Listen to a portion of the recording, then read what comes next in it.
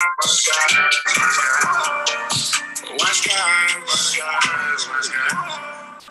Blockins, Chris Mitchell. Tracy Blockins, Chris Mitchell. These guys know sports. Watch guys. These guys know sports. Watch guys. Tracy Blockins, Chris Mitchell. These guys know sports.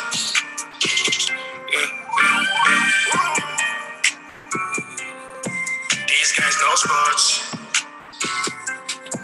These guys know. And welcome to Wise Guys. These guys know sports. Here live on this Tuesday, December the 8th. Everybody remember going and follow Wise Guys on Twitter at WiseGuys_H. Also on Facebook, Wise Guys. And we should follow Wise Guys on Instagram at These Guys Know Sports. You are live here on the Worldwide Sports Network with your boy Trey Larkins, talking all the latest in sports news. Woo! I had a great weekend. You see, I got my fresh haircut. I was looking a little rough in the last couple of weeks when we've been doing the show, but got a fresh cut over the weekend. Had an opportunity to go down to Nippers Stadium and watch the Cincinnati Bearcats beat the Houston Cougars and punch their ticket to the college football playoff and win their second consecutive American Athletic Conference championship. It was a great atmosphere at Nippers Stadium. Bearcats beat the Cougars 35-20. I'll get into that game here in a bit. Bearcats will be in the college football playoffs, taking on Alabama Friday, December the 31st, New Year's Eve in Arlington, Texas. It's a 3:30 kickoff. Right now, they have the Crimson Tide favored over the Bearcats by 13.5 points, I believe. So I can't wait for that matchup. But I'm going to talk about the Bearcats here in a bit. Also, I want to show some love to a local high school football team as the Wynwoods Warriors. They beat Hobben Thursday night in Canton, Ohio for the Division II state championship. So I want to give a lot of love and credit to head coach Chad Murphy in his first year as being the head coach for the Wynwoods Warriors. He led them to a 12-3 record, and he was a previous head coach at Hamilton High School, previous head coach at Northwest High School as well. He was the Ohio Division II Coach of the Year back in 2012. So I want to show some love tonight on the Wise Guys Sports Show to head coach Chad Murphy and his Wynwoods Warriors for winning the Division II state championship. Congratulations, Warriors. I would love to bring some of those players on Wise Guys on the Worldwide Sports Network and talk about them winning the championship. It was a great performance by the Wynwoods Warriors, beating the Hobben. I don't know if their mascot name, but whatever it is, the Warriors got it done in Canton. They beat Hobben 21-10 and won the Division II state championship. My son was out of school because the whole Wynwood School District allowed students to be out of school Thursday and Friday because the varsity football team was in the state championship and they paid it off with the state championship win. So I want to show them a lot of love tonight on Wise Guys Sports. We got an action jam-packed show though, ladies and gentlemen. I'm going to talk about my breakout performer for NFL Week 13. Also, I'm going to talk about my disappointing performer for Week 13 because you can't have a great performer without having a bad performance as well. Also, for some reason, the Buffalo Bills, they honored T.O. as a legend of the game, and that didn't make any sense to me. So I'm going to break that down a little bit later on the show as well. Also, the Steelers, they improved to 6-5-1 after beating the Baltimore Ravens 20-19. It was an AFC North battle in Pittsburgh. So I'm going to get into all that here in a bit. But we begin in the AFC East as we had a battle last night in Buffalo as the New England Patriots beat the Buffalo Bills 14-10. The Patriots have won 7 straight games. They are currently 7-1 versus the AFC this season. That's the best conference record in the NFL. Bill Belichick, he became the second head coach with 19 road wins versus a single opponent. The only other head coach to do that was George Halas. And also the Patriots, they had 200 more rushing yards than passing yards for the first time since 1983. For the Patriots, Mac Jones, he only had 3 passing attempts. He went 2 of 3, 19 yards. Harris, he had 10 carries for 111 rushing yards, 1 touchdown. For the Bills, Josh Allen, he went 15 of 30. He threw for 145 passing yards, 1 touchdown. So, my biggest takeaway in this game was the fact that the New England Patriots were able to adapt to the inclement weather in Buffalo, and the Buffalo Bills were not able to adapt to the inclement weather. When I look at this game, I'm looking at the fact that the New England Patriots, they had 222 rushing yards on the night compared to the Buffalo Bills only having 99 rushing yards on the night. Now, they almost got 200 yards, but they didn't make a conscious effort to run the football like the New England Patriots did. I thought the New England Patriots did a hell of a job establishing the run with Damian Harris, with Rhamondre Stevenson. Rhamondre Stevenson on the night, he had 24 carries for 78 yards. He averaged over 3 yards per carry. Damian Harris, he had 10 carries for 111 rushing yards. He averaged over 11 yards per carry with the 1 big touchdown that he had in the first quarter. And I thought the New England Patriots did an outstanding job running the football. They had, what did they have?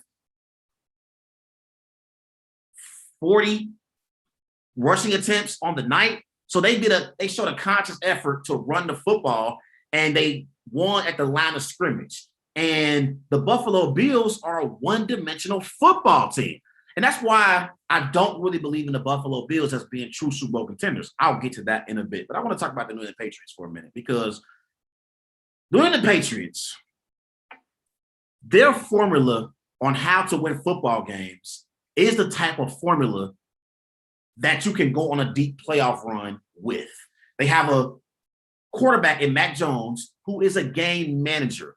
They don't expect Mac Jones to go throw for throw with a Patrick Mahomes, with a Josh Allen, with a Joe Burrow or Justin Herbert. They want Mac Jones to manage the football game, and they want to run the football with Stevenson and with Damian Harris. That's their formula for success offensively. They don't expect Mac Jones to throw the ball 40, 45 times a game. That's not how they win games. Last night, Mac Jones had 3 passing attempts. 3 passing attempts. I made a Facebook post, and I said on Facebook that Mac Jones, right now in this game, he has 1 passing attempt for 12 yards. Somehow, the Patriots lead the Bills 14-10 in the fourth quarter. That's because the New England Patriots run the football effectively with their 2 running backs, Damian Harris and Rhamondre Stevenson. And I thought they were the difference in this game last night that was played in inclement weather. Bill Belichick is the greatest head coach in NFL history, and last night was a prime example as to why he is universally recognized as the greatest coach in NFL history, because he knew that they were playing in inclement weather. The wind was going to be an issue, so they weren't going to be able to throw the football down the field effectively. Mac Jones is a rookie quarterback. He doesn't have much experience playing in inclement weather because it just became December, right? We're in the early part of December, so it hasn't got cold yet in Foxborough to where it's snowy and it's windy. So he hasn't had to deal with those weather conditions just yet. So this was his first game playing in this type of weather. So Bill Belichick did an outstanding job changing up his game plan and making it the type of game plan to where Mac Jones can be effective handing the football off to Harris and Stevenson. He knew that I can't have my rookie quarterback dropping back to pass 30 or 35 times to win this game. I have to change my game plan up and have a balanced rushing attack with Harris and with Stevenson. So I give a lot of credit to Bill Belichick and offensive coordinator Josh McDaniels for putting Mac Jones in a position to be successful. He only had three passing attempts on the night because they knew that in order to win this football game, we have to run the football. And that's why I always say Belichick is the greatest head coach in NFL history, because every single week you see his team play differently. The game plan is different every single week. One week, if you're going up against Dallas Cowboys and Dak Prescott, you're going to need Mac Jones to throw the football effectively and have a successful game in the passing game. You saw him early in the season, I believe it was week 6, going up against the Dallas Cowboys. Mac Jones, I believe he threw for over 200 passing yards in that game. And then you also saw earlier in the season, in week 4, against the Tampa Bay Buccaneers and Tom Brady, Mac Jones, I think in that game, he had a moment where he completed like 15 or 16 straight passes. So in those games, Belichick knew, hey, we have to throw the football in order to have an opportunity to win. It wasn't inclement weather at that time in week 4 against the Bucs and week 6 against the Cowboys. So now you're in week 13 in Buffalo. You have to run the football to be effective. And that's what the New England Patriots did last night. So offensively, I thought the game plan was outstanding by Bill Belichick and Josh McDaniels. So, he showed why he's still the best coach in pro football last night. Now let's talk about that Patriots defense, because last year, you remember the Patriots defensively, they had 8 players who decided not to play because of COVID. And this year, they brought back Kyle Van Noy, and he's been a key component to their defense. Also, Matt Judon, he's made some plays defensively for the Patriots this year. Last night, Judon had 3 tackles. He had 1 sack. And then you got Deontay Hightower, also the linebacker for the Patriots. And then in the back end, you got Jackson. You got McCourty in the secondary that's helping this New England Patriots defense win football games. And that's what you need to be able to do as we get late in December and into early January to be able to be a true Super Bowl contender. You have to be able to run the football. You also need to be able to play great defensively. And I think Belichick has his defense playing at a very, very high level right now. And I think they are true Super Bowl contenders right now in the AFC. I can't say enough about the job defensively that they have done. I mean, when you look at what they have done, the last few weeks, right?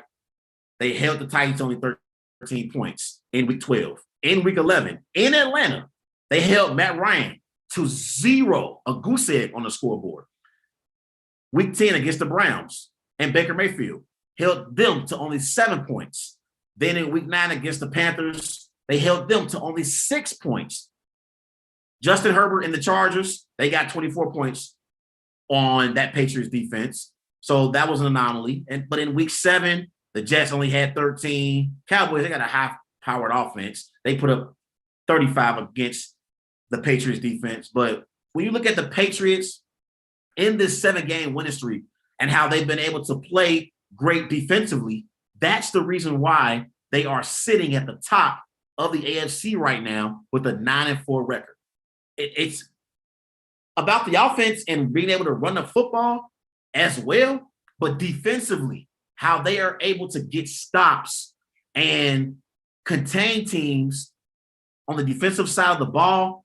That's the main reason why they are sitting at 9-4 on the season and at the top of the AFC East and at the top of the AFC overall. Now, you look at their defense.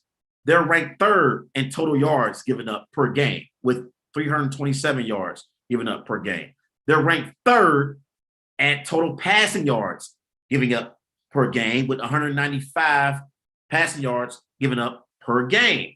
They are ranked 1st in points allowed per game, which is 15. They only give up 15 points per game. That's ranked 1st in the NFL. They're ranked 6th in the NFL at 3rd down conversion, which is 36%. So teams are only converting 36% of the time on 3rd down against this Patriots defense, which is ranked 6th in the NFL. So Defensively, everywhere you look, they are top 10 in major categories. And that's the reason why the Patriots are legit contenders in the AFC. Seriously. I mean, they have been dominant in this 7-game winning streak. You remember at one point in the season, the New England Patriots were 2-4 on the season. And I'll admit, I was one of those people that counted the Patriots out. I was wrong. Patriots are a legit Super Bowl contender. I didn't think that they had enough talent to be a true contender in the AFC and be able to even make the playoffs. I counted out Mac Jones and Bill Belichick. It won't happen again. Belichick has proven me to be wrong and many others because this New England Patriots team is a true contender in the AFC. And they have an opportunity to win the Super Bowl. I'm going to go out on a limb and say it. Coming into the game, this is for first place in the AFC East. This is Bill Belichick. After December the 1st, back in 2010, it was a Week 13 matchup against the Jets. The Patriots, they were the home team. They beat the Jets in Week 13 in 2010. They took over for first place in the AFC East. You go back to 2001 in Week 15 against the Miami Dolphins. The Patriots, they were the home team that year.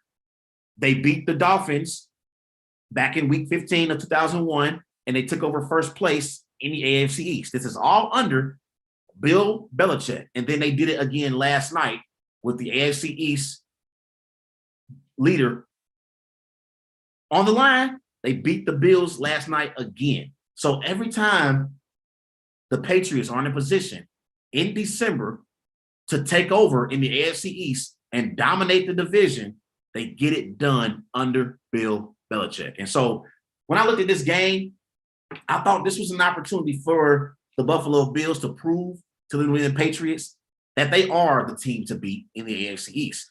And last year wasn't an anomaly. Like, we are the team to beat for future years to come in the AFC East. We have a better young quarterback in Josh Allen than Mac Jones. We have an elite receiver in Stephon Diggs. He's better than any of the receivers that the New England Patriots have. So I thought this was an opportunity for the Buffalo Bills to prove that they are the favorites in the AFC East for the rest of the season and for future seasons to come.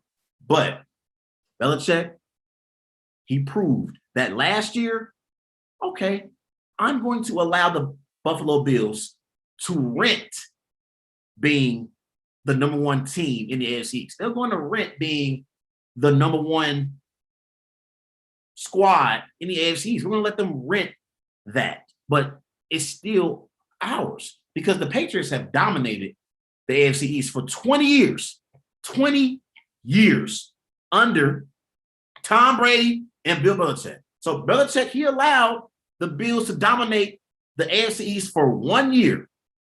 And after just 1 year, the Patriots are now the favorites to win the AFC East and get into the playoffs as a possible number one seed. It took 1 year. Now, let's talk about the Buffalo Bills for a minute.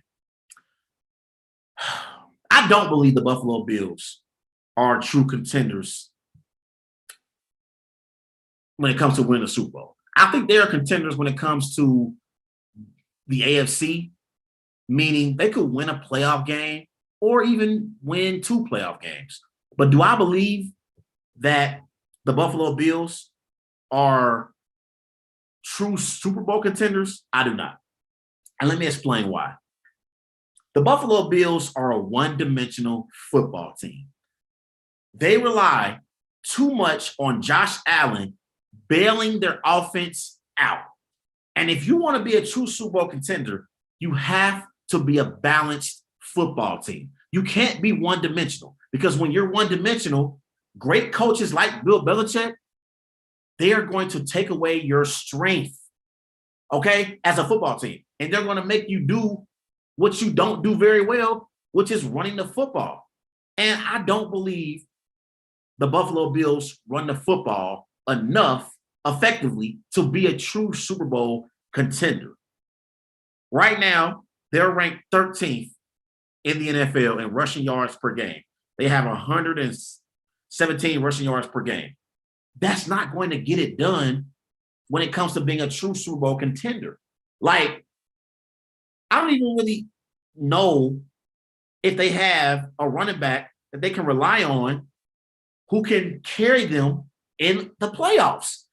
Like, Devin Singletary, last night he had 10 carries for 36 rushing yards. You had Zach Moss. He had 8 carries for 21 rushing yards. Josh Allen led them in rushing yards last night. Josh Allen, the quarterback, he had 39 rushing yards. If your quarterback is leading your team in total rushing yards, if it ain't the Baltimore Ravens or the Arizona Cardinals with Kyler Murray, then that is a recipe for your team to not be very good. And that's what we have right now with the Buffalo Bills. They are one-dimensional. And then this is another thing. Watching the game last night, they're playing in Buffalo. And we know in Buffalo, in December and January, the weather is not going to cooperate with the way that this Buffalo Bills team is built. This Buffalo Bills team is built to pass the football with Josh Allen throwing the football down the field to Stephon Diggs, to Emmanuel Sanders, to Dawson Knox, the tight end. That's how they are built. They're not built to run the football. But playing in Buffalo, they should be a running football team because they're playing in Buffalo where the weather conditions are bad in December and January. It's going to be snowing. You have to run the football.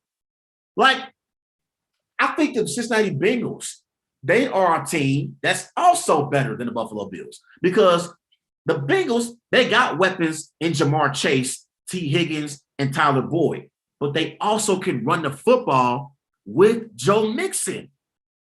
Who can run the football in a playoff moment for the Buffalo Bills to be successful besides Josh Allen? I don't see them having a workhorse at the running back position to hand the football off in order to win games. So when I look at this Buffalo Bills team, I do not believe that they are true Super Bowl contenders in the AFC. I don't. Like, they are built to be a dome team. If I'm Sean McDermott, if I'm Josh Allen, I'm talking to the Bills owner about possibly opening up a new stadium and becoming a dome team because that's how they are built. I know the Buffalo Bills have tradition. Nobody circles the wagons like the Buffalo Bills. All that is true.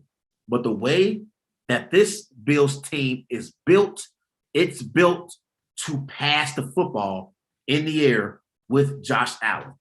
So they need to talk to the owner about possibly building a dome in Buffalo. Like, I just don't like the way that they play. They're one-dimensional. And that was the difference in the game for me. I thought the New England Patriots, they adapted to the weather conditions last night, and the Buffalo Bills weren't able to adapt. And that's why they lost this game and fell to 7-5 on the season. And now the New England Patriots are the favorites to win the AFC East. And then also defensively for the Buffalo Bills, I want to talk about their defense real quick. Last night in the post-game press conference, you saw the Buffalo Bills players like Micah Hyde and Jordan Poyer. They got upset with the reporter when the reporter asked if they felt embarrassed by their defense. And they got upset. And you saw Micah Hyde, he said after he walked off the podium, he said, hey, I like you guys, but don't ask us anything like that. Well, Micah Hyde, I like you. He played for the Green Bay Packers in the past. And I think he is a tremendous defensive back for the Buffalo Bills. But, Micah, all the energy that you spent in the post-game press conference correcting that reporter who asked that question, which was a legit question, in my opinion, because in the game, you gave up over 200 rushing yards. We watched the game last night, and everyone watching knew that the New England Patriots were running the football every single play. Every single play. The New England Patriots, they had 48 plays last night. 45 of those plays were running plays. And the Bills defense had no answers for the Patriots rushing attack. So Micah had a nerve, the audacity to get smart with this reporter who asked a legit question about, hey, are you guys embarrassed about this defensive performance? Because the Patriots had over 200 yards rushing on a night, and we all knew what was coming every single play. And the Bills had no answers for the Patriots running the football. It's one thing when you can't stop a team from being able to throw the ball in the air. Like, if your secondary isn't very good, if the opposing team's offensive coordinator is putting together plays that's confusing your secondary, that's one thing to get killed by another team when they're passing the football, throwing the ball, right? It's an entire different story when your team can't stop the run. And the Buffalo Bills could not stop the run last night. Even though they knew exactly what the Patriots were going to do, they could not stop the run last night. So all the energy that Jordan Poyer and Micah Hyde spent getting upset with this reporter for asking the question that he asked, that should have been the energy that they should have put on the football field to stop Stevenson and Harris from running the football. So I had a major problem with Micah Hyde and Jordan Poyer for their response to the question that the reporter asked. I thought it was a legit question. You should be embarrassed because you weren't able to stop the Patriots' rushing attack. Mac Jones had 3 passing attempts. 3 passing attempts. Unbelievable. And they weren't able to stop it. They knew exactly what was coming, and they couldn't do nothing about it. Couldn't do nothing about it. Mano a mano, our offensive line against your offensive line, man on man, Bills had no answers for the Patriots rushing attack. Now, let's talk about the Buffalo Bills and whether or not they're going to make the playoffs, shall we? They're 7-5 on the season. They have 5 games left. Week 14. This Sunday, they're at Tampa Bay. That's a game they could lose. Week 15, they're home against the Carolina Panthers. Week 16, they have to go to Foxborough again and play the New England Patriots. That's a game they could lose. Week 17, they're at Falcons. That's a game they could win. I'm sorry, they're home against the Falcons in Buffalo. And then week 18, they're home against the Jets. So last 5 games of the year, I'm going to say that the Buffalo Bills, they finish 3-2 on the season. They'll beat the Panthers in week 15. They'll beat the Falcons in week 17 at home. They'll beat the Jets in week 18 at home. So they're going to finish 3-2 on the season, which means they're going to finish with a record of 10-7. I think 10-7 will get the Buffalo Bills into the playoffs. They're not going to win the AFC East. That's over. New England Patriots will go on to win the AFC East, and they're going to be competing for a number 1 overall seed in the AFC. So the Bills can forget about winning the division. That's not going to happen. But they can be a wild card team in the AFC. Right now, we look at the AFC, right? Let's look at the AFC. We got the Patriots at 9-4, number 1. Number 2, we got the Tennessee Titans with an 8-4 record. The Baltimore Ravens are 8-4. They are 3rd in the AFC. The Chiefs, they are 4th in the AFC with the 8-4 record. Chargers, they're 7-5. They're the 5th seed in the AFC. The Bengals, they're the 6th seed in the AFC with the 7-5 record. And the Bills are the 7th seed right now in the AFC with a 7-5 record. So I think the Bills should get in. I honestly like these 3 wildcard teams right here. Chargers at 7-5, Bengals at 7-5, and the Bills at 7-5. Maybe the Colts will sneak into the playoffs as well. That's the only other team I believe has a legit chance. to sneak into the playoffs in the AFC as a wild card. But you look at these other teams, like I don't think the Broncos are going to get in. Unfortunately, I don't think the Raiders are going to get in. Let's look at these other teams in the AFC. Obviously, Texans, Jets, hell no. Dolphins, maybe. Dolphins are playing some great football right now. I mean, they're on a 5-game winning streak. Maybe the Dolphins can sneak in. I had the Dolphins as a playoff team before the season, but I do believe the Bills, Bengals, and Chargers are all currently better than the Miami Dolphins, despite the Dolphins being on a 5-game winning streak. I do. Like, I don't think the Miami Dolphins will get in. I think they're 6-7. I think they're going to finish like maybe 8-9, 9-8. I don't think that's enough to get you into the playoffs in the AFC. So I got the Bills making the playoffs, but I don't believe that they are true Super Bowl contenders. Everybody remember to go follow Wise Guys on Twitter at WiseGuys_H. Also on Facebook, Wise Guys. And be sure to follow Wise Guys on Instagram at These Guys Know Sports.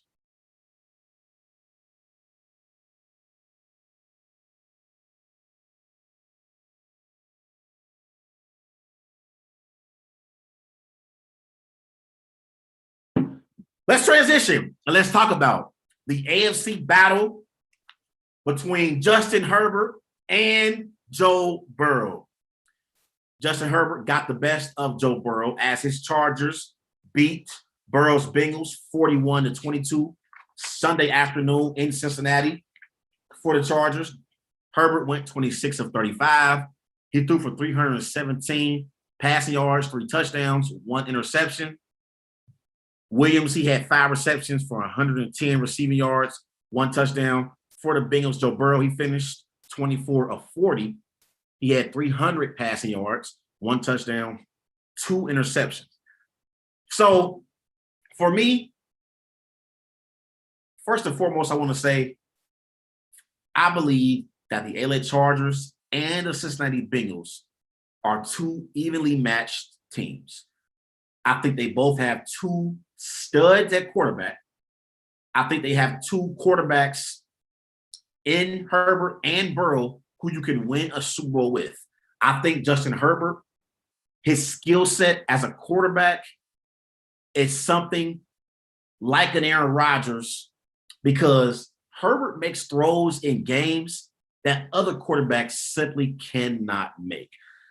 I want to take everyone back to the touchdown pass that Herbert threw to Guyton, the receiver for the LA Chargers, in the second quarter. He rolled out to his right, threw the ball all the way across the field on the opposite side of the field. It was a 44-yard touchdown pass from Justin Herbert to Jalen Guyton. And the ball was in a position where Guyton had to go up and catch the ball over Jesse Bates. It was a 50-50 ball. Guyton won over Bates. But for Herbert to be able to make that throw is what makes him special. And I think Justin Herbert is a quarterback who you can win a Super Bowl with. And I think the LA Chargers will win a Super Bowl under Justin Herbert. At some point, on the season, he got 27 touchdowns, 11 interceptions. He's thrown for over 3,500 passing yards on the season. He is completing 67% of his passes this year. You remember last year, he had 31 touchdowns, 10 interceptions. He had over 4,300 passing yards for the LA Chargers last year. And he completed, what did he complete last year? Over 60% of his passes last year. So I believe Justin Herbert is a quarterback that you can win a Super Bowl with. And I was watching the game just thinking, like, he makes plays that other quarterbacks cannot make, including Joe Burrow. As great as Joe Burrow is, I'm going to get to him here in a second, there are some throws on the field that Herbert can make that Burrow cannot make. There are some throws on the field that I look at Joe Burrow and I say, That's Aaron Rodgers 2.0. That's Aaron Rodgers 2.0. Like the Chargers, they got them a dude at the quarterback position. And I think he's the quarterback for the Chargers for the next 20 years. 20 years, you can book Justin Herbert as being the franchise quarterback for the LA Chargers. And if they have the right coaching staff in place and they have a supporting cast for Justin Herbert, he will win a Super Bowl. He will. Now, let's talk about Joe Burrow. In the game, Joe Burrow, 24-40, 300 passing yards, 1 touchdown, 2 interceptions. I believe Joe Burrow has the intangibles that you look for in a young quarterback. On the season, Joe Burrow got 23 touchdowns, 14 interceptions. He's throwing for over 3,100 passing yards. He's completing 68% of his passes. I think there's something to be said for a quarterback who can win football games. And I think that's what we have in Joe Burrow. You know, Joe Burrow at LSU, he won a national championship. And that year, playing with Jamar Chase, playing with Justin Jefferson, with Clyde Edwards-Helaire, he had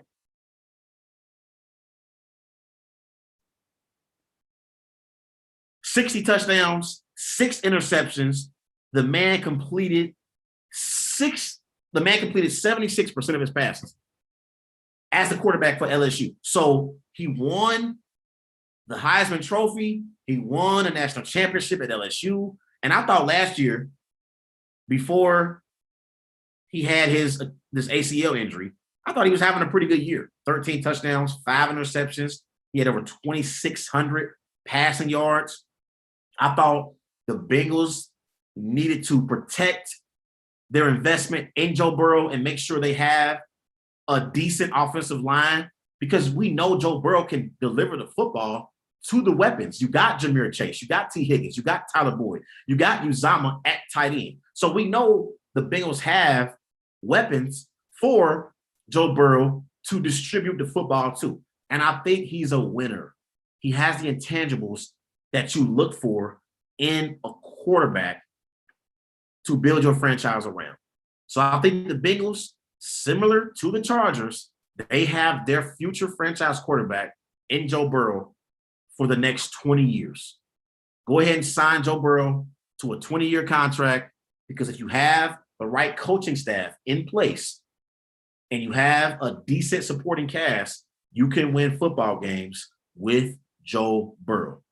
He's already proven to be a better pocket passer than Baker Mayfield, than Lamar Jackson, and obviously he's better than Ben Roethlisberger right now. So Joe Burrow is the best pocket passer in the AFC North. So just like I believe in Justin Herbert, I believe in Joe Burrow as well. Now, when I look at this game, to me, this game came down to 2 big plays. I thought the Joe Burrow interception in the first half, when he threw the ball to Ja'Marr Chase, and Jamar Chase, for some reason, he wasn't able to catch the football, and the Chargers were able to capitalize on the interception.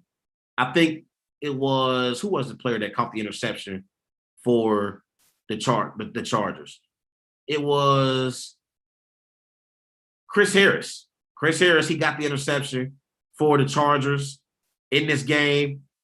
Oh, I'm sorry, it was Michael Davis. Michael Davis caught the interception off the ricochet from Jamar Chase. So I thought that was a key play in the game. I thought Chase had Davis beat, and it was a walk-in touchdown.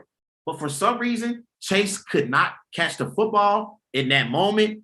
Davis, right place, right time, caught the interception, and that was one of the key plays in this game. Okay. Also, a key play was in the second half. In the fourth quarter, Bengals, they were trying to get back into the game. They had the football. They had an opportunity to, score a touchdown. and have all the momentum on their side, and Joe Mixon fumbles the football, and Trayvon Campbell picks the football up, returns it for a touchdown, and the LA Chargers go on to win this game and improve to 7-5 on the season. I thought that was a key play in the game. It was right at the beginning of the fourth quarter. Campbell picks up the football, returns it 39 yards for a touchdown. So I thought that was a key play. So I think this game came down to two big turnovers by the Bengals. The Joe Burrow interception in the first half on a play where I thought Jamar Chase was going to have a walk-in touchdown. And it was an interception in that moment. And I thought in the fourth quarter, the fumble by Joe Mixon at that moment was the difference in the game. Because at that moment, it was before the Joe Mixon fumble, it was 31-22. That was the score, 31-22 at that moment before the Joe Mixon fumble. So I thought the Bengals were in a position to, gain some momentum and possibly win a game where at one point they trailed 24-0. They were down 24-0 at one point in this game. So, I thought that was the biggest difference in the game. So that's my biggest takeaway. Actually, at that moment in the game, it was 24-22. So it was 24-22 on that Joe Mixon fumble. So if the Bengals go down and score a touchdown, you go up 29-24, you have all the momentum on your side. Bengals had an opportunity to steal this game. It didn't match up when they were down 24-0 in the first half. Down 24-0 in the first half, and you enter the fourth quarter only down 2 points. I think Zach Taylor and Joe Burrow, they like their chances at being able to steal this game against the Chargers and go on to improve to 8-4 on the season. But it was a loss for the Bengals. They're 7-5, second in the AFC North. They still got an opportunity to make the playoffs. They are the 6th seed right now in the AFC playoffs. So, we're going to see what happens moving forward for the Bengals, which leads me to the next thing I want to talk about. Which team do I believe is a bigger threat in the AFC moving forward? Is it the Chargers or is it the Bengals? I'm going to roll with the Bengals because I think the Chargers have been very inconsistent this year. I mean, you remember earlier in the season, they lost to the Minnesota Vikings back in week 10. They lost 27-20 to the Minnesota Vikings. They followed that up 2 weeks later, week 12, in Denver. They lose to an inferior Denver Broncos team, 28-13. And then earlier in the season, they lost to the Cowboys in week 2. They got completely blown off the field in Baltimore in week 6, 34-6. I think the Chargers are inconsistent. I like the team, though. I like the running back in Eckler. I like Keenan Allen and Williams at the receiver position. I like Jared Cook at tight end. I like Justin Herbert as their quarterback. I just think the Chargers are inconsistent, and I think the Bengals have proven to be more consistent than the Chargers. Therefore, I believe the Bengals are a bigger threat moving forward than the Chargers. I like the Bengals, especially offensively. You got a dynamic running back in Joe Mixon you can hand the football off to. You got weapons in Jamar Chase and T. Higgins and Tyler Boyd. You got a great young quarterback in Joe Burrow who can win you games late in December and in early January. Defensively, you got Herbert rushing the passer for the Bengals. They lost Wilson in the game Sunday, and that's a key loss for that Bengals defense. But you still got Bates in the secondary. You still got Eli Apple, in the secondary. You still got Von Bell. So I think the Bengals are a more consistent team than the LA Chargers are. So I believe they're a bigger threat moving forward. Everybody remember going follow Wise Guys on Twitter at WiseGuys_H. Also on Facebook, Wise Guys. And be sure to follow Wise Guys on Instagram at These Guys Know Sports. Let's transition and let's talk about the AFC North battle between the Baltimore Ravens and the Pittsburgh Steelers. We know anytime you have the Ravens and the Steelers facing off against one another, it's going to be a battle. It's going to be a brawl between two physical football teams, although the Pittsburgh Steelers, they are not a physical football team anymore. They are more of a finesse football team. But the Steelers, they did beat the Ravens 20-19. They improved to 6-5-1 on the season. Pretty much saved their season. The Ravens were stopped on a potential game-winning two-point conversion with 12 seconds left. For the Baltimore Ravens, Lamar Jackson, he went 23 of 37. He threw for 253 passing yards, 1 touchdown, 1 interception. For the Steelers, Ben Roethlisberger, he went 21 of 31. He threw for 236 passing yards, 2 touchdowns. Johnson, the receiver for the Pittsburgh Steelers, he had 8 receptions, 105 receiving yards, 2 touchdowns.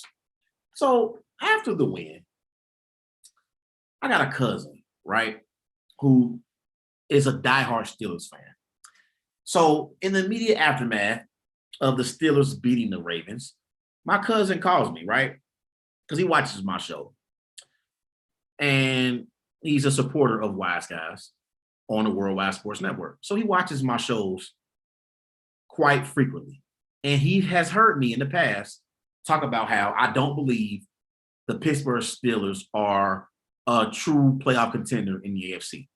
I've said it, and I've been consistent with this throughout the entire season. Even earlier in the season, when the Pittsburgh Steelers went on their 4-game winning streak, I said, I don't believe the Steelers are true playoff contenders in the AFC.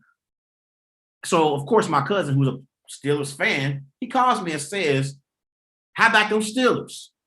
Got a 6-5-1 record. We 3rd in the AFC North right now because we got an opportunity to compete for the AFC North crown and compete for a wild card spot in the AFC. How about those Steelers? We on the come up. We're gonna make the playoffs, cuz. That's what my cousin called and told me. And I had to respectfully tell my cousin, what are you watching? Because I thought watching this game, the Ravens lost this game more than the Steelers won this game. I had a Facebook post Sunday. I'm going to read it because watching the game and seeing how terrible the Steelers offensively looked in the first 3 quarters, I was looking at the game like they are awful. This is my post, Sunday, 6:21 p.m. Right in the middle of the Ravens-Steelers game, I said, boy, it's hard to watch the Steelers. They are awful. That was at 6:21 p.m. Sunday afternoon, or Sunday evening, rather. Because the Pittsburgh Steelers, they only had 3 points in the first 3 quarters of this game. They had 17 points in the fourth quarter. But in the first 3 quarters, I didn't see anything from the Steelers offense that would give me cause to pause and say, wait a minute, maybe the Steelers are true contenders in the AFC. So I had to explain respectfully to my cousin, who is a diehard Steelers fan, that, bro, did you watch the game? Did you see how they struggled in the first 3 quarters to get into the end zone? They had 1 field goal in 3 quarters. 1 field goal. They didn't score a single touchdown in the first 3 quarters of this game. And you want me to believe that the Pittsburgh Steelers are true contenders in the AFC? You want me to believe that the Steelers can compete with the LA Chargers, with the Cincinnati Bengals, who beat them both times they've played them, by the way. They swept the Steelers this year. The Bengals did. You want me to believe that the Steelers can compete with the Patriots, with the Buffalo Bills, with the Kansas City Chiefs? No, I still do not believe in this Pittsburgh Steelers team. I don't believe they are a playoff team. I think they lucked up because they went up against a Baltimore Ravens team who offensively is just as bad as they are. And I'm going to get to Baltimore here in a bit. But I don't believe in the Pittsburgh Steelers because I think they rely on Ben Roethlisberger way too much. And I think Roethlisberger is washed. He's washed. I know in this game he had over 200 passing yards. He had 2 touchdowns. What did he go? 21 of 31, which means he completed 68% of his passes. But Roethlisberger is washed. He is past his prime. And I said last week that I think it's time for Ben Roethlisberger to retire. You saw last week that there were reports out of Pittsburgh that Roethlisberger had told teammates and former teammates that he expects this year to be his last year in Pittsburgh. You think? I mean, as awful as you have been this year, Ben. I mean, on the year, Roethlisberger. Let's talk about his statistical numbers, right? This season, Roethlisberger, he has 16 touchdowns, 6 interceptions. He has over 2,700 passing yards. He's completing 65% of his passes. Roethlisberger is not an elite quarterback anymore. And I believe in order for the Steelers to be true Super Bowl contenders, you need Roethlisberger to be able to play with opposing quarterbacks like Justin Herbert, like Joe Burrow, like Patrick Mahomes, like Josh Allen. And I don't think he can do that in a key playoff moment. I don't. And I think the recipe for the Steelers to be successful is to run the football with Najee Harris, play great defense, and have Roethlisberger make 1 or 2 plays a game for them to win football games. I don't even think Roethlisberger can do that anymore. I don't think Roethlisberger is a quarterback that you can win a Super Bowl with at this moment in his career. And I got a lot of respect for Ben Roethlisberger. He's a 2-time Super Bowl champion. He led the NFL twice in passing yards. He's one of the most clutch quarterbacks in NFL history. But I think Roethlisberger's time has come to an end. And I think the Pittsburgh Steelers need to try and figure out who their franchise quarterback is going to be moving forward. Because it damn sure ain't Ben Roethlisberger. And I don't think it's Mason Rudolph or Dwayne Haskins. So I think Mike Tomlin and general manager Kevin Colbert need to do their due diligence and try to figure out who's going to be their franchise quarterback moving forward. Because Roethlisberger is not the answer. He's not the answer. They won this game because they lucked up against the Baltimore Ravens team, who is dealing with a lot of injuries.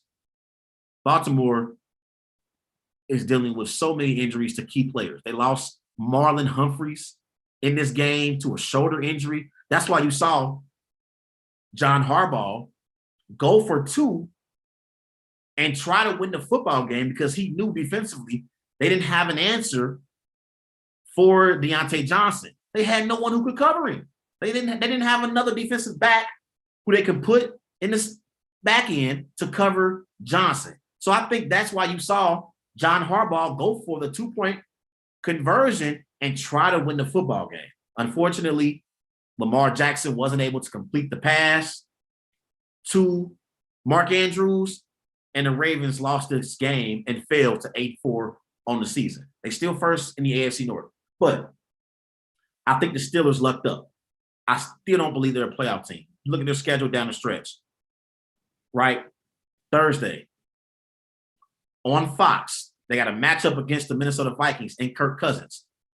Even though the Vikings lost to the Detroit Lions, I still think the Minnesota Vikings have a high-powered offense because they got weapons like Justin Jefferson. They got Adam Thielen.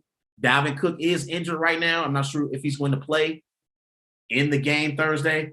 But I think the Vikings can beat the Steelers. And I think Kirk Cousins is a better quarterback right now than Ben Roethlisberger is.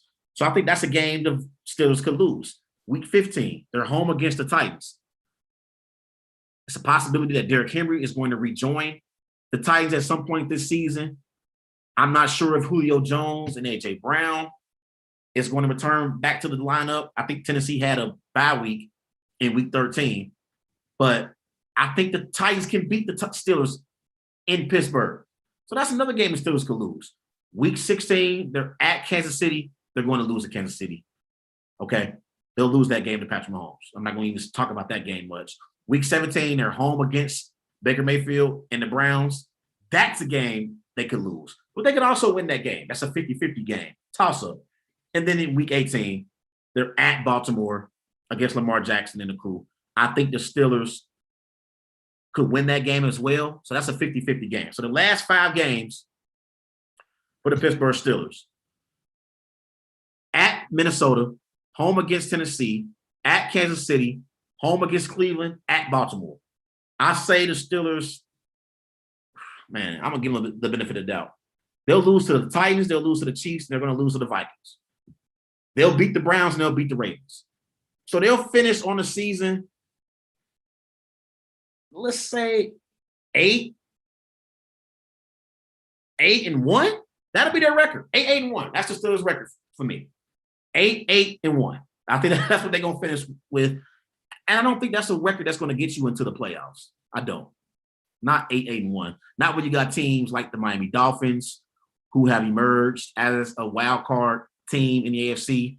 You got teams like the Cincinnati Bengals, the Buffalo Bills, the LA Chargers. I mean, the list goes on and on. I think the Las Vegas Raiders are also better than the Pittsburgh Steelers. So I just don't think the Steelers are a playoff team. I think they're going to finish 8-1. And I don't think 8-1 gets you into the postseason. Let's talk about the Baltimore Ravens for a bit, shall we? In this game, the Baltimore Ravens offensively, they had 22 first downs. They went 8 of 16 on third down. They had 219 passing yards, 107 rushing yards. They had 326 total yards of offense. My biggest issue with this Baltimore Ravens offense is I think it's Lamar Jackson or bust. And I think they make Lamar Jackson have to play hero ball. And I don't think that's a recipe for success. I think because they have all the injuries that they're dealing with, they have put this offense into the hands of Lamar Jackson. And I think Lamar Jackson is one of the most dynamic quarterbacks in the NFL. I think Lamar Jackson is a quarterback who you can win a Super Bowl with. Yes, I know he's had trouble being a consistent pocket passer, but I think Lamar Jackson can throw the football down the field effectively. And I think you can win a Super Bowl with Lamar Jackson. But I don't believe it will be this year because I think the Ravens offense is Lamar Jackson or bust. And I believe that they just drop Lamar Jackson back to throw and they want him to make something out of nothing. And sometimes he can do it. That's how dynamic Lamar Jackson is. But sometimes the Ravens get into trouble offensively and they aren't able to sustain drives. And I think that's what you have to do if you want to be true contenders in the AFC. And I think this year, because they have so many injuries, they can't really run the football like they've been able to in years in the past. Like in years in the past, we've seen them run the football and have the best rushing attack in the NFL. And right now, that's just not the case with this Ravens team. So far this year, they are tied for third in the NFL in rushing yards per game. They have 147 rushing yards per game. That's mainly because of Lamar Jackson. There's no other player on the offensive side of the ball who I believe teams feel threatened by. Like who? Like Devontae Freeman, maybe 3-4 years ago, but not now. Murray, maybe 3-4 years ago. Like Lamar Jackson, he is the quarterback. He is the running back. He is everything for this Baltimore Ravens team. And I think in order for them to be true Super Bowl contenders, they need a dynamic rushing attack to win games. Like they need an elite rushing attack. And I don't think they have it right now. I know they're ranked third in the NFL, but I think that's only because of Lamar. Like, and I don't think I think they just got so many injuries. I think this is the year where the Baltimore Ravens, they probably are going to make the playoffs. Do I believe they're Super Bowl contenders in the AFC? I don't. I don't think they're better than the Patriots. I don't believe they're better than the Chiefs. Are they better than the Bills? Maybe. Maybe that's a toss-up because I think the Bills are one-dimensional. If the Bills and Ravens play on a neutral field, I might favor the Ravens slightly. I don't know. I mean, it's a toss-up, but I don't think the Ravens are better than the Chiefs or the Patriots. And so I think they're a team that could lose in the first round of the playoffs this year because I just don't think Lamar Jackson has enough help. I don't. And I think because they have so many injuries, you saw, again, in this game, Marlon Humphreys, he left the game with the shoulder injury. They say he's going to be done for the season. So Marcus Peters, he's done for the year. Marlon Humphreys, he's done for the year. They got too many injuries. And so I think there's too many injuries to overcome. And I don't believe the Ravens are true contenders in the AFC. But I do think they'll make the playoffs. I think they'll be a playoff team. I really, really do. We'll see if they can win the AFC North because we know the Bengals at 7-5. They are trying to win the AFC North and host a home playoff game here in Cincinnati. So I'm looking forward to the matchup in Week 16 when Baltimore comes here to Cincinnati to take on Joe Burrow and the Bengals. It's going to be a big-time matchup in the AFC North. That game in Week 16 is going to be the determining factor on who wins the AFC North. Week 16, Ravens at Bengals. So Bengal fans, Ravens fans, circle that game on your calendar. So, we'll see what happens with the Ravens moving forward. I like their head coach in John Harbaugh. We've already seen John Harbaugh win a Super Bowl as a head coach. I like Lamar Jackson as your quarterback to build your franchise around. I think you should hand Lamar Jackson the check and let him sign the check and sign him to whatever he wants. Like, hey, Lamar, you won football games at a high level. You won your first playoff game last year against the Tennessee Titans. So you got that monkey off your back. I like Lamar Jackson as a pocket passer. I don't think he's an elite pocket passer like Joe Burrow, like Justin Herbert just yet, but I think he's gotten better at throwing the ball from the pocket. So I believe you can win a Super Bowl with Lamar Jackson, but it won't be this year. Everybody remember going to follow Wise Guys on Twitter at WiseGuys_H, also on Facebook, Wise Guys. Be sure to follow Wise Guys on Instagram with These Guys Know Sports.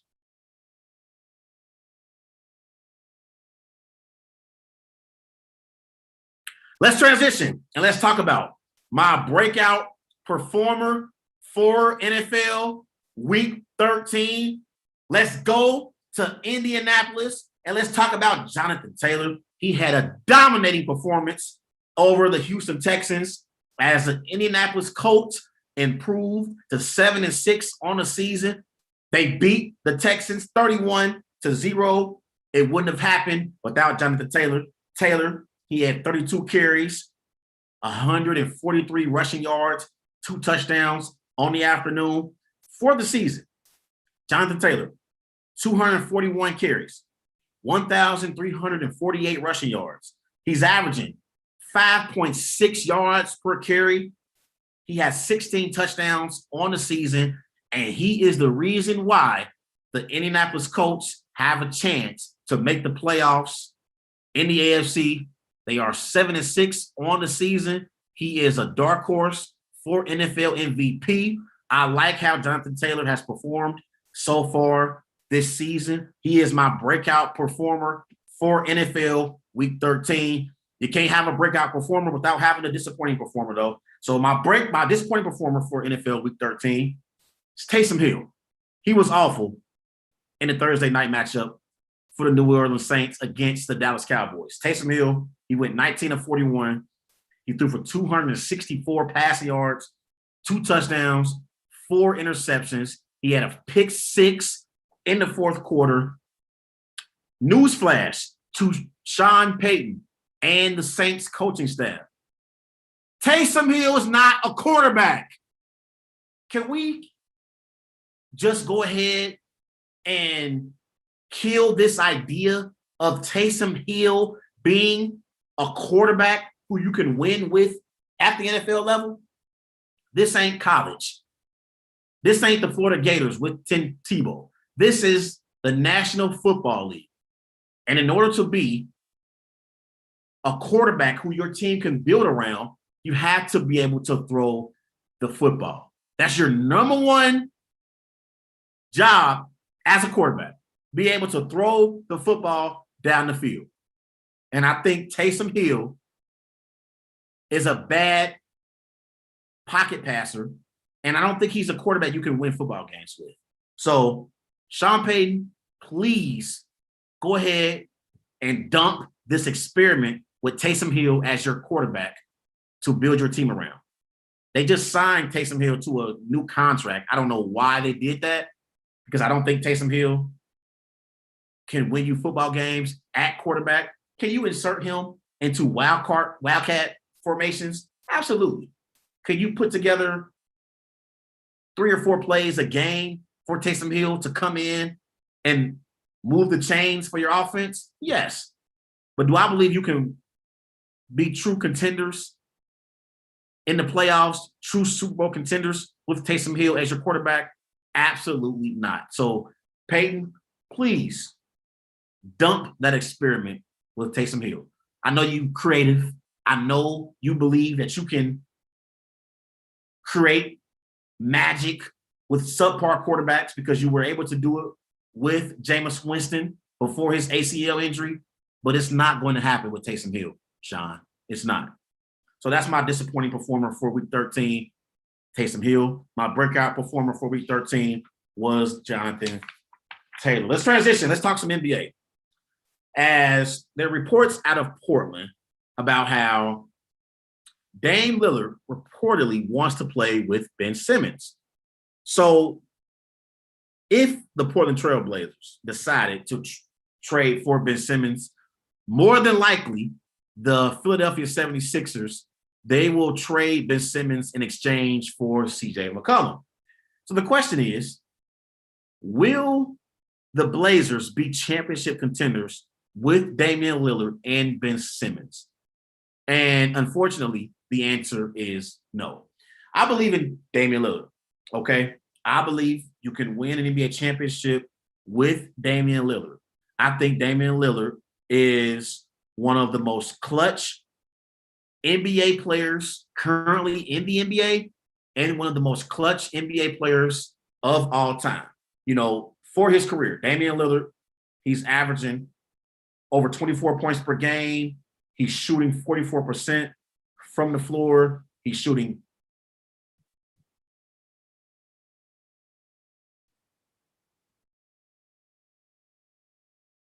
37% from three-point range for his career. I believe Damian Lillard is one of the greatest shooters in NBA history. And right now in the NBA, outside of Steph Curry, Damian Lillard is the only pure shooter in the NBA who can pull up from 30.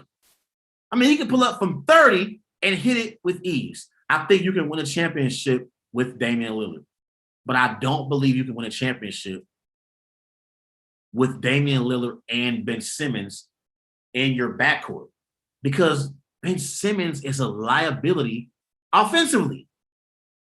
Not only is Ben Simmons a terrible jump shooter, he doesn't even attempt jump shots.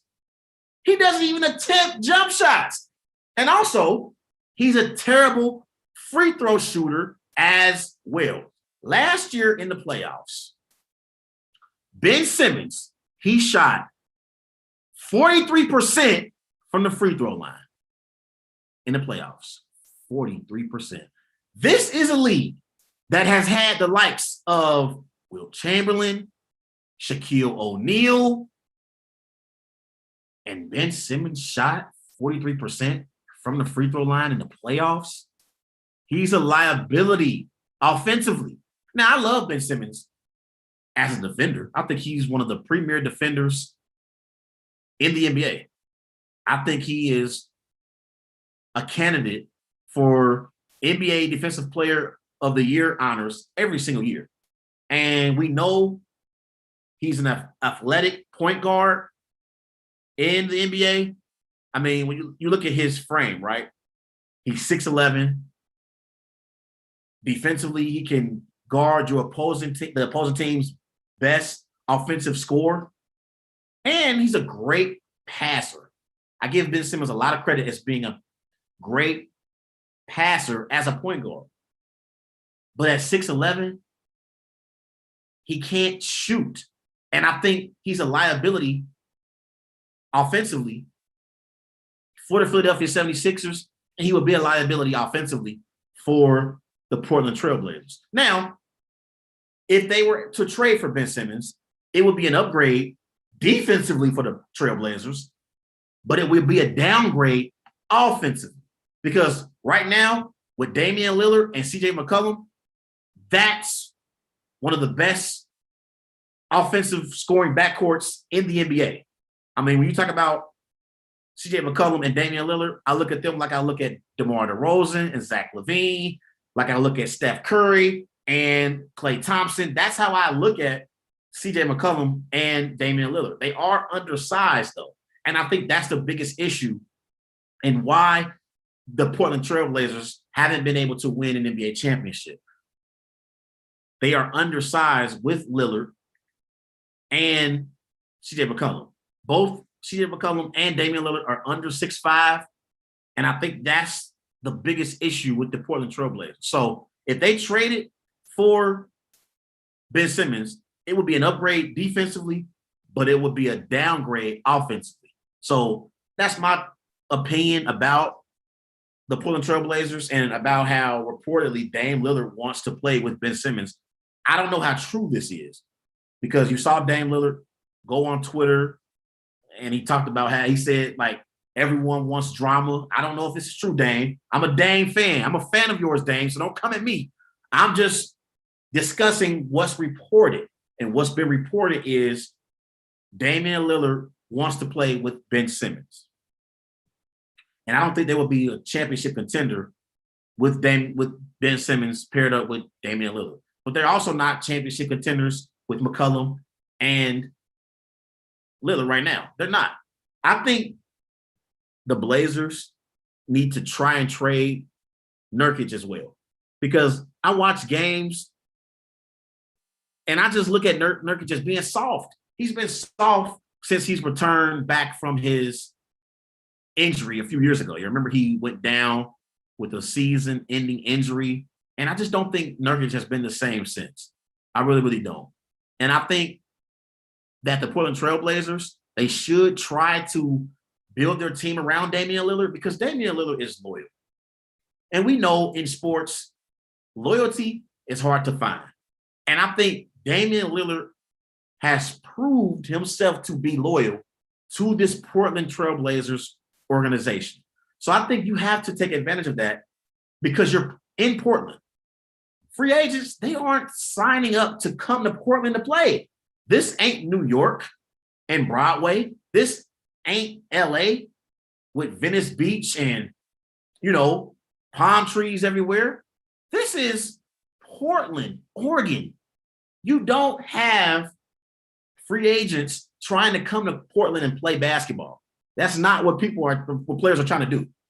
So the only way you're going to be true championship contenders is building through the draft.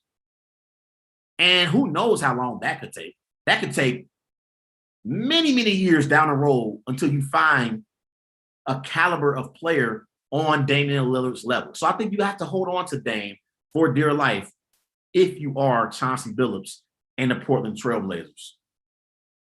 But I think you should try to trade CJ McCollum and Nurkic and try to build a team around Damian Lillard. That's my takeaway. Everybody remember, go follow Wise Guys on Twitter at WiseGuys_H, also on Facebook, Wise Guys. And be sure to follow Wise Guys on Instagram at These Guys Know Sports. I'll tell you someone who I believe would be good with Damian Lillard if they teamed up together.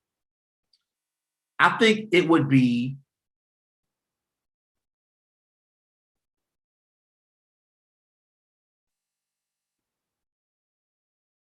Pascal Siakam. I think Pascal Siakam would being paired up with Damian Lillard would be a nice fit. And I think that would be an upgrade over CJ McCollum. And I honestly think that would be a better fit for the Blazers than Ben Simmons. Although Ben Simmons gives you an upgrade as far as defense, I think Pascal Siakam would help the Blazers instantly offensively. I mean, you look at his numbers this year, right? Pascal Siakam, he's averaging 19 points per game on 47% shooting from the floor, 7 rebounds, 4 assists. I think Pascal Siakam with Damian Lillard would make the Portland Trail Blazers a legit contender in the Western Conference. I'm not saying they're going to win the Western Conference and win the NBA championship. That's not what I'm saying.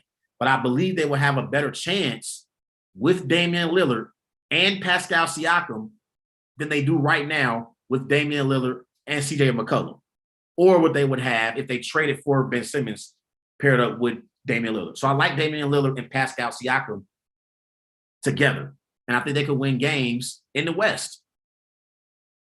Another one, Karl-Anthony Towns. What if you paired up Karl-Anthony Towns with Damian Lillard? I love that dynamic duo in the Western Conference. Damian Lillard, Karl-Anthony Towns, that would be big time.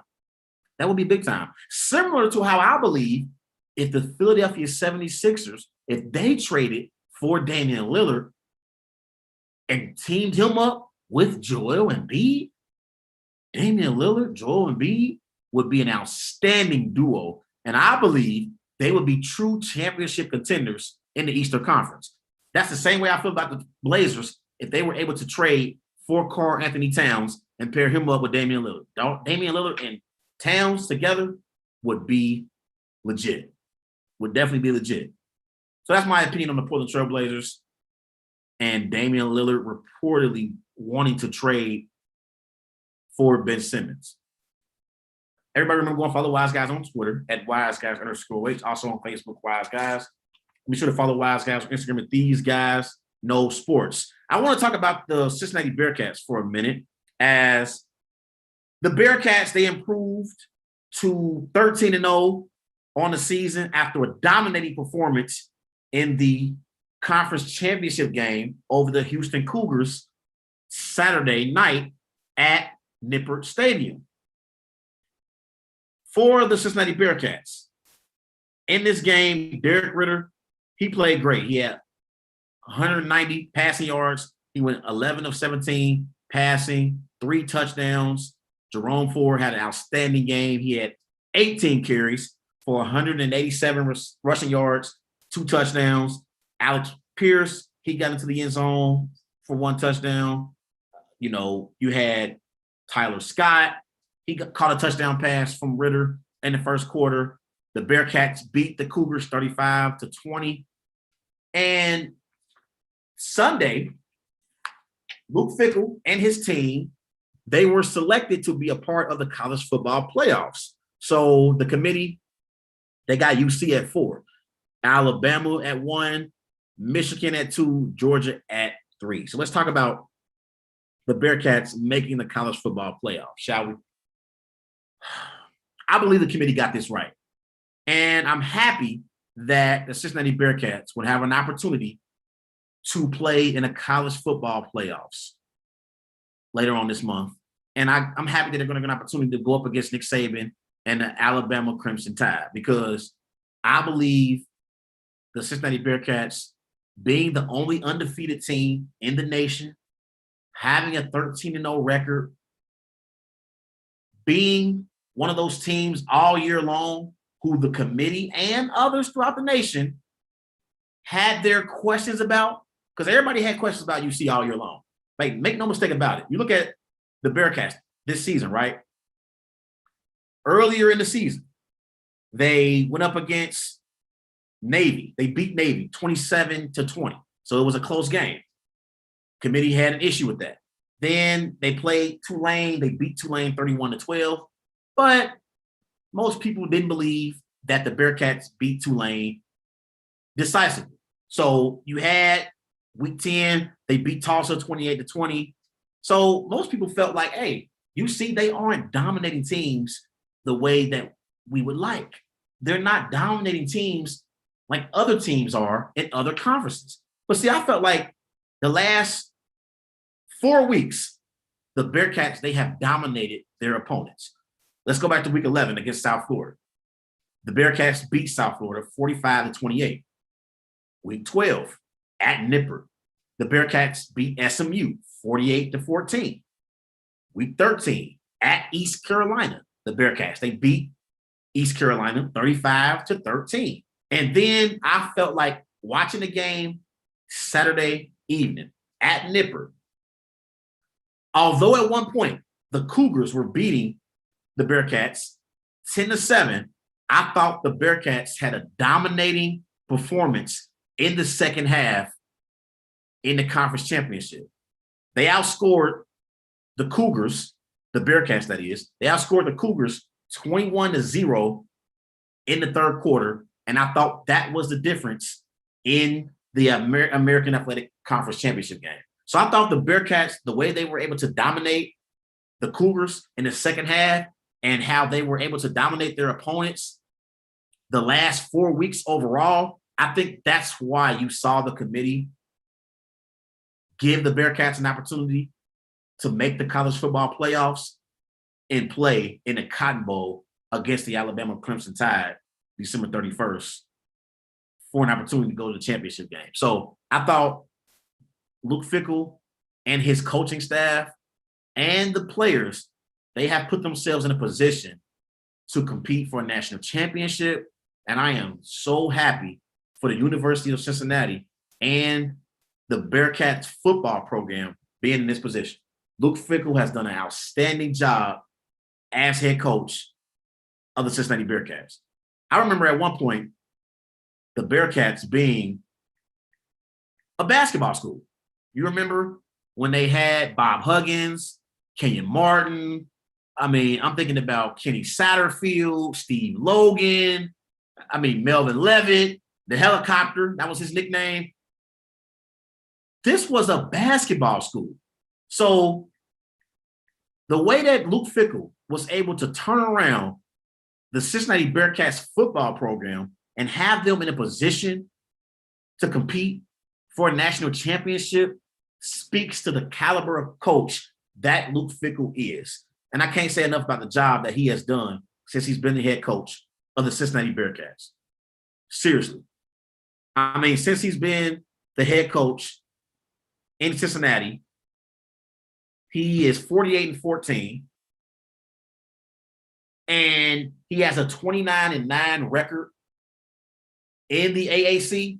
And I think Luke Fickell is one of the best coaches in college football. And I believe the only way Luke Fickell leaves Cincinnati is if Ryan Day decides to go to the NFL, because the Chicago Bears, they're going to fire Matt Nagy by season's end. At some point, Matt Nagy is going to be fired.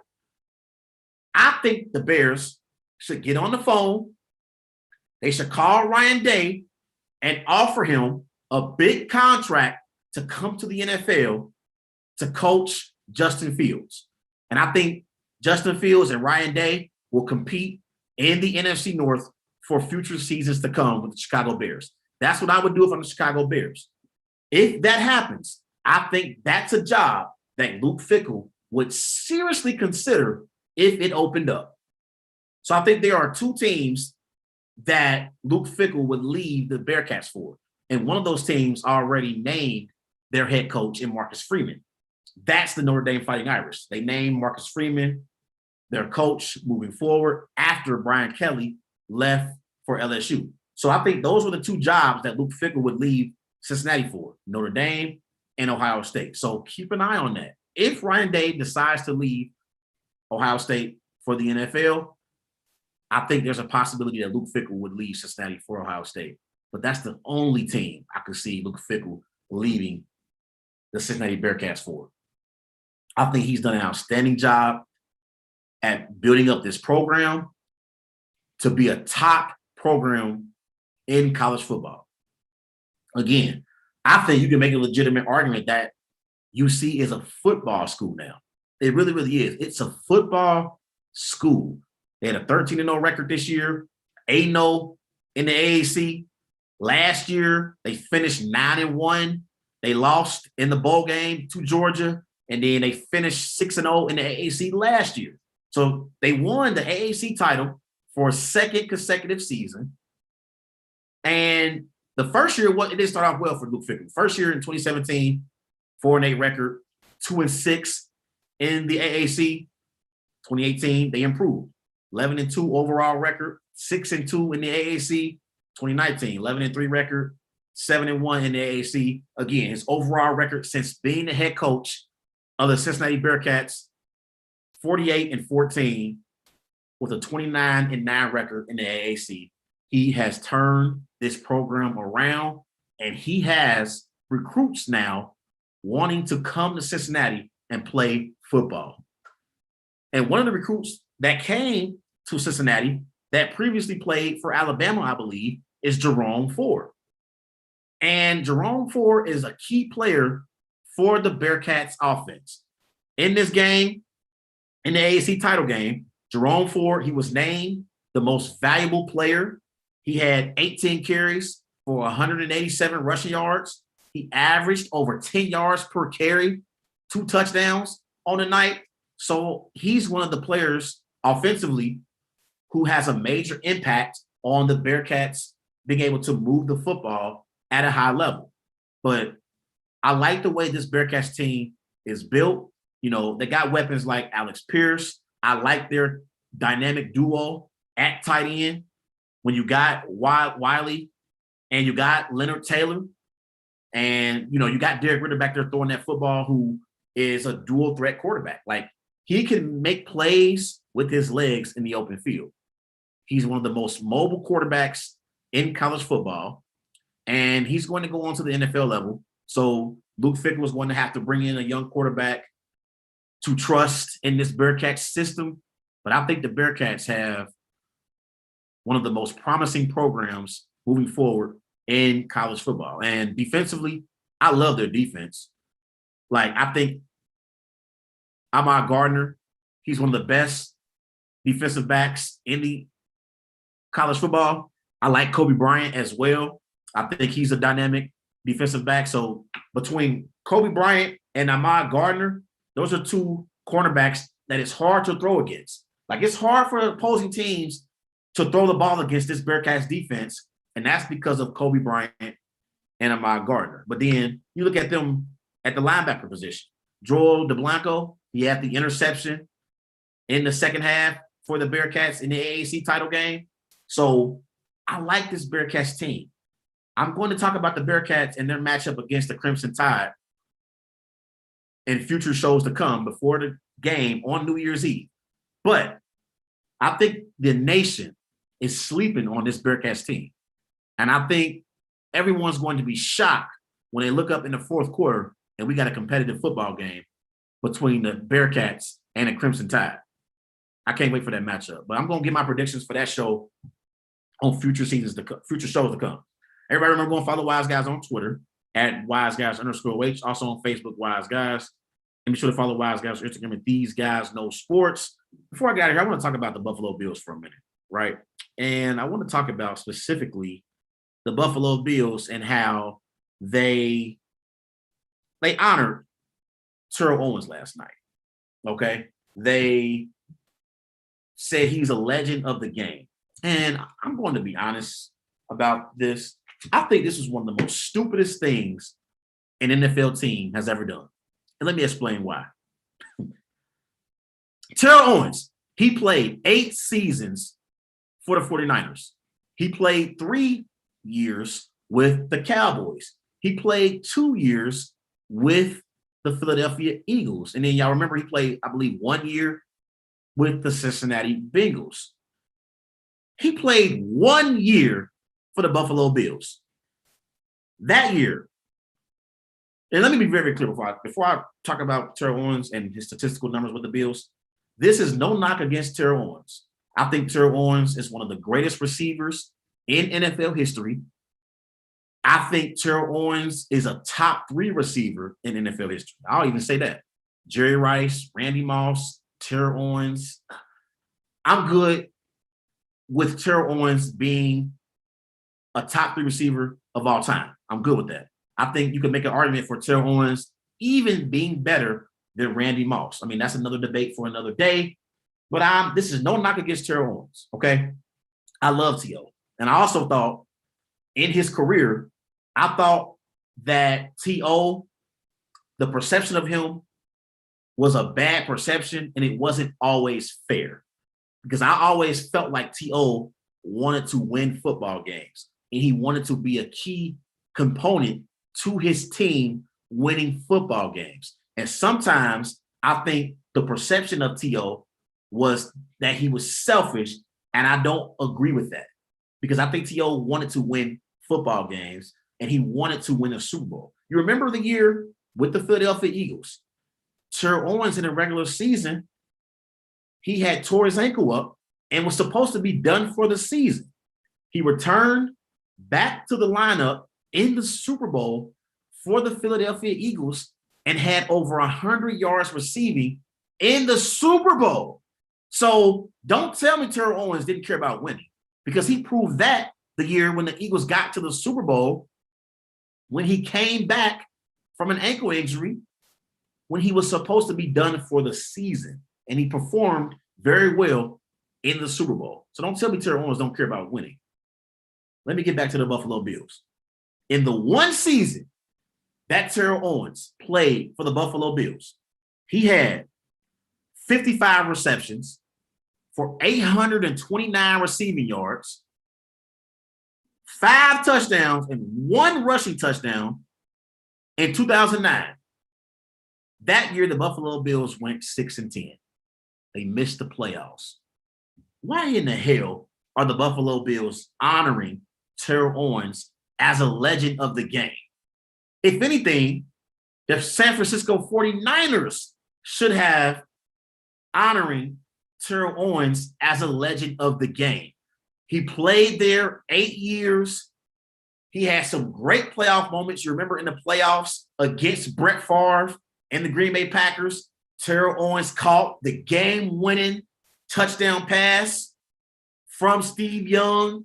So he didn't win a Super Bowl with the 49ers, but he had a great career with the 49ers and had some great playoff moments. And then in Philadelphia, he didn't, win a Super Bowl. But again, he had a great performance when the Eagles went up against the Patriots and Tom Brady in the Super Bowl. He didn't win a playoff game with the Cowboys, but I just thought it was kind of crazy how the Buffalo Bills honored Terrell Owens. He was there for one season. One season. This was one of the dumbest decisions I've ever seen a football team make. And it just shows you how awful the Bills have been in the past. They have been awful. I know they got a tradition. Nobody circles the wagons like the Buffalo Bills. But for them to honor Terrell Owens for only playing there 1 year, I thought it was crazy. I just thought it was crazy. And I think Terrell Owens is, again, one of the greatest receivers in NFL history. He's a dynamic playmaker in the open field, and I think that he shouldn't have had to wait to be inducted into the NFL Hall of Fame. I thought that was ridiculous because he should have got in the first year he was eligible to be in the Pro Football Hall of Fame. I think it was a travesty that Terrell Owens had to wait to be inducted into the Pro Football Hall of Fame. He was one of the greatest receivers in NFL history. Let's talk about Terrell Owens' statistical numbers real quick, shall we? Before we get out of here, because he was that dominant. Terrell Owens for his career. He had 1,078 receptions. He had 15,934 receiving yards, 153 touchdowns. He was one of the greatest receivers in NFL history, and honestly, I'd probably take him over Randy Moss. But again, that's another debate for another day. Everybody remember, go and follow Wise Guys on Twitter at WiseGuys_X. Also on Facebook, Wise Guys. Be sure to follow Wise Guys on Instagram at These Guys Know Sports. I'll be back on Thursday. I'm going to bring my man Christian Bradley on. He's a diehard 49ers fan. And the 49ers, they are coming to town this Sunday to take on Joe Burrow and the Cincinnati Bengals. So I'm going to bring on my man, Christian Bradley, and we're going to talk about how he feels about the 49ers so far this season and if he expects his 49ers to beat Joe Burrow and the Cincinnati Bengals Sunday at Paul Brown Stadium. I'm Trey Larkin signing off of the Worldwide Sports Network. Enjoy your night.